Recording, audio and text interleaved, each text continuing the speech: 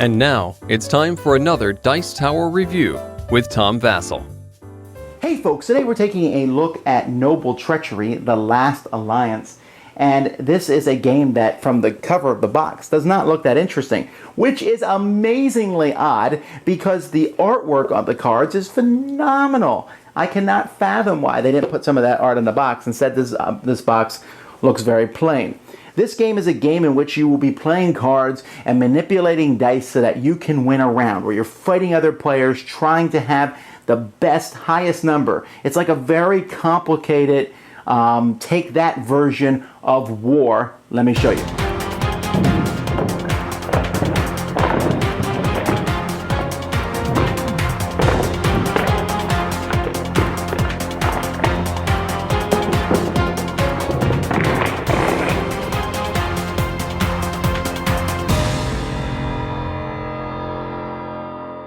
To win this game, you're going to need 5 alliance tokens, 1 of each color. All right, as long as you have 1 of each color, you win the game.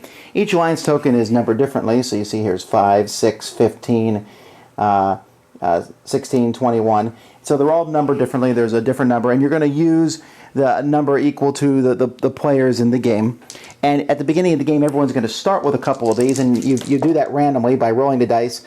Okay, the highest die I rolled was 5, so I take the lowest green, which is a 2. And then I'm going to roll again for my second group. I rolled a 4 and a 4, that's tied, so that I can take the 6 or the 4. I have to take the lower one, so I take the 4. So I'll start with the 2 and the 4, and everyone's going to take a couple of these. So let's say these are the ones that are taken. Then you're going to roll. One person's going to be going first over the course of the game. They're going to roll. They roll the red. So 7 gets put here in the middle. This is the spoils area. Now other influence tokens can be placed in the spoils area as the game goes on, but you'll add 1 each round. You'll also look at the roll that you've done to see if you've rolled some special combination. If you roll a full house, in this game it's called a throne, then you're going to get to take one of these. Let's say I rolled 2 3s, 3 3s here and 2 6s. I then could take one of these, but I take one of the pairs, so I get to take the yellow or the red.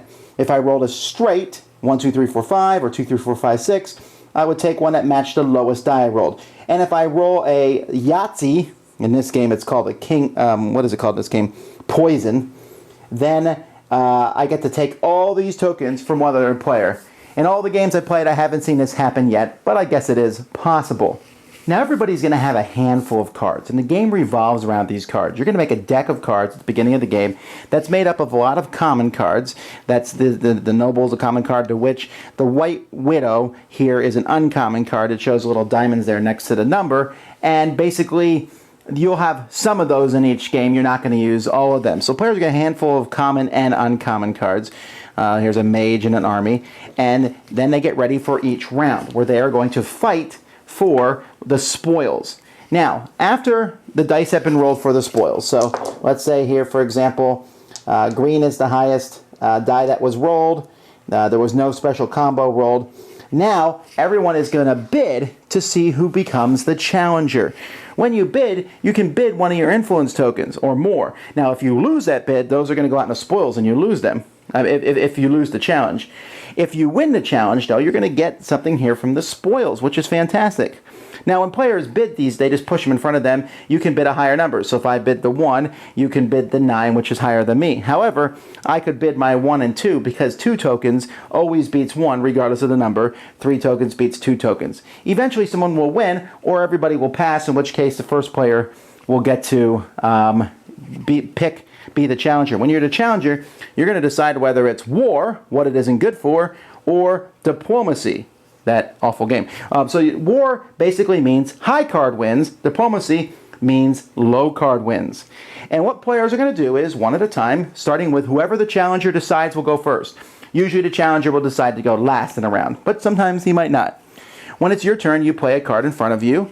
After everyone has played a card in front of them, so let's say these are the cards that are played, you will add, let's say, and then this is war, for example. So they're going to add the number of that color die. So this is 9 plus 3 is 12, 7 plus 2 is 9, 5 plus 6 is 11. Blue wins. However, there are special things that happens here. For example, when blue says played his card. It says roll any die except the blue die. So let's say he had decided to roll the black die. Now the black die is a 6. Then red says add 1 power to this card for each non-red card played in this round. So that's going to give him +2. So now he's 7 + 2, 9 + 2 more, 11. And then the castle says no alliance tokens can be taken from your treasury. Also protects your bet if the green die value is not tied with another die value. Unfortunately, it is tied, so your bet is not protected, but you still can't have anyone take anything from you. However, blue still wins. So blue would win this, and if blue had been the person who had been the challenger, they would get their tokens back that they had bet. If they hadn't been, then the challenger would lose those tokens. They would go to the spoil. And there's multiple tokens can be in the spoil that way, but you only get to take 1 when you win a challenge. If all the tokens in the challenge are the same color as yours, if it was war, you can take 1 from someone else. If it's diplomacy, you pick a color and everyone has to pass that color to their left, one token of that color. And that's pretty much the game. You're going to keep doing this till someone gets 1 token of each kind, which is going to happen at some point. The game is all about the different cards. As I said, there are common cards in the deck, so there's 1 for each color. So there's 5 9s, 5 8s, etc. And each of these cards is the exact same, so you'll get used to seeing them after a while with the difference of the colors. Like this one here, roll any die except the yellow die. The red 9 would say roll any die except the red die. The 8, roll the green die or the highest value non-green die. The 7, subtract the red die value from the power of this card if you're playing a diplomacy round, but only if the value of the red die is 5 or less. But still, if the red die is 5 and you subtract it, you've just gone down to a 2, which gives you a chance to win in diplomacy. But if it's not a diplomacy, it's 7 still pretty good. The witch, choose higher or lower, you roll the die, and if it matches your prediction, then you take a yellow alliance token from the bank. So it's kind of a random, can I get a card? If the yellow die is at a 6, it's a pretty good chance to play the witch because you can choose lower. Unless you roll a 6, you're fine. The castle, we already mentioned that, keeps things safe. The thief here, you can roll the blue die. If it's the lowest value die, you take a blue alliance token from another player. And again, remember, if this had been green, I would have done the same thing, but with green. The cleric, if the value of the black die matches the value of another die, all players must pass 1 alliance token to the right or left. Now, you only want to play this when that's going to benefit you. If you have no alliance tokens, that's great, because you'll get past 1. Or if you have 2 of the same color, you can pass 1 and hope that you get 1 of a different color. Then the spy itself, you roll a die. After you roll, draw a random card from someone's hand, and that card becomes their played card. And if it's yellow, then you get a alliance token. So this is a chance to force someone else to play another card, and then roll any die except the blue die. Very similar to the number 9. Actually, it's pretty much the exact same. It's just a 1 and a 9. And then again, as I said, there's also these uncommon cards, and these are all very different cards. There's not 5 of each of these. There's just 1. Look at someone's hand. Take a card from your hand, give them 1 of your cards. Swap the value of 2 dice. Change the value of 1 or 2 dice up or down. You get +1 for each alliance token that you have. Only the even dice work this round.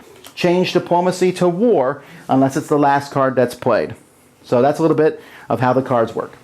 Okay, first of all, I said bad cover about this game. So let's give props to where it is due. This is a very exceptional rulebook. Now, it is way longer than I thought it had to be.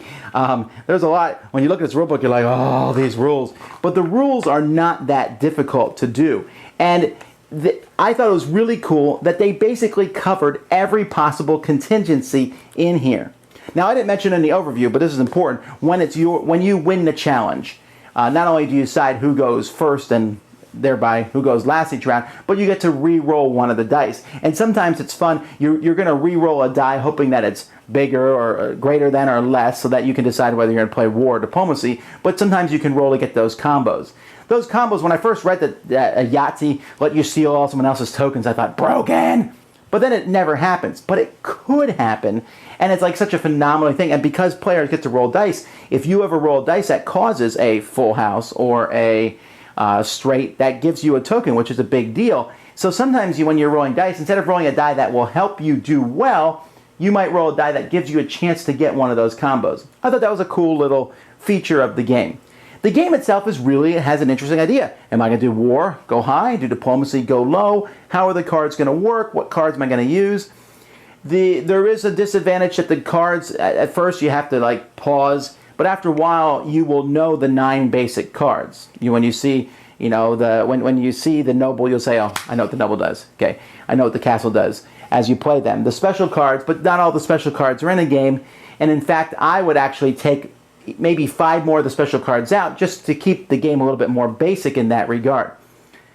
Now, the game is going to be chaotic. It just is. There's all kinds of things. The best laid plans will go awry here in this game because you have no idea what cards other people have usually. And you might be very confident that you're going to win something because you have the 9 red, there's a 9, and the red die is showing a 6, but you don't know what else is going to happen. Even if you go last, someone might say, only odd numbers count this round, or oh, I've changed it to now the lowest matters here, or I'm going to pick the card from your hand that you're going to play, etc., etc. And if you go into the game knowing that, you will have an enjoyable time. It's not a very long game. It's a straight up, 30, 40-minute game, but there's all this kind of chaos going on in it, and I like the chaos, and I wouldn't have liked it to go any longer than it did. The problem, I think, with the game is that it has this veneer of, wow, look at all the complexity. How much are you going to bid? Are we going to do war diplomacy? What cards will I play? And that's kind of cool, but at the heart of the matter, when you peel all that away, it's just random, random, random, random. Now, I still like the game. And it's entertaining and very well produced. Like I said, the artwork's phenomenal. The card quality is good. And the rule book is just amazing on how it covers every question we had. We opened the rule book and there it was. And I like that. But it's not going to be for everybody. Some people are not going to appreciate all the randomness. Some people are going to get caught up in this bidding and different things and then find out that everyone has to pass a token to the left. So some people said that this was like Flux for gamers, and that's not too far off from the truth. So I liked it, didn't love it, but if I'm in the mood for chaos for a while with cards that give me special abilities, then Noble Treachery is one that I would check out. Dice Tower Judgment, approved. Thanks so much for watching the Dice Tower videos. Find more great videos and reviews, as well as our top-rated audio podcast at Dicetower.com. You can also find other great shows at Dicetowernetwork.com. I'm Eric Summerer, and you've been watching The Dice Tower. The Dice Tower is sponsored by Cool Stuff Inc., where you can find great games for great prices. Cool stuff in stock. Check them out at CoolStuffInc.com.